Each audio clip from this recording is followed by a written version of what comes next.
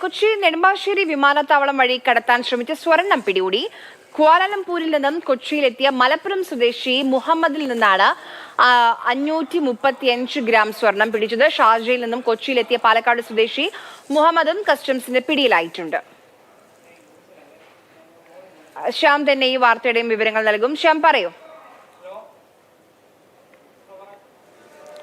അതായത് കൊച്ചിയിൽ 1.5 കിലോയോളം സ്വർണ്ണമാണ് ഇന്ന് 2 കേസുകളിലായിട്ട് കസ്റ്റംസ് പിടികൂടിയിട്ടിരിക്കുന്നത്. അതായത് ഈ കോലാലംപൂരിൽ നിന്നും വന്ന ആൾ 539 ഗ്രാം സ്വർണ്ണമാണ് കടത്തിയത്. ഇത് 2 പേരും, അതായത് 939 ഗ്രാം സ്വർണം ഈ പാലക്കാട് നിന്നുള്ള മുഹമ്മദും കടത്തിയിട്ടുണ്ട്.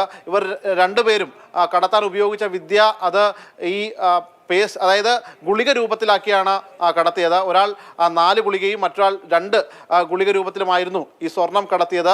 ഗ്രീൻ ചാനലിലൂടെ കടന്നു പോകുന്നത് കണ്ട സംശയം തോന്നിയാണ് കസ്റ്റംസ് ഇവരെ വിശദമായി പരിശോധിച്ചത്. ആ പരിശോധനയിൽ ഇവരിൽ നിന്ന് ഈ ഗുളികകൾ കണ്ടെത്തുകയായിരുന്നു. ശരീരത്തിനുള്ളിൽ ഒളിപ്പിച്ചാണ് ഇവർ ആ ഗുളിക കടത്തിയത്. മറ്റ് നടപടിക്രമങ്ങൾ ഇപ്പോൾ കസ്റ്റംസ് നടത്തിക്കൊണ്ടിരിക്കുകയാണ്. ശരി.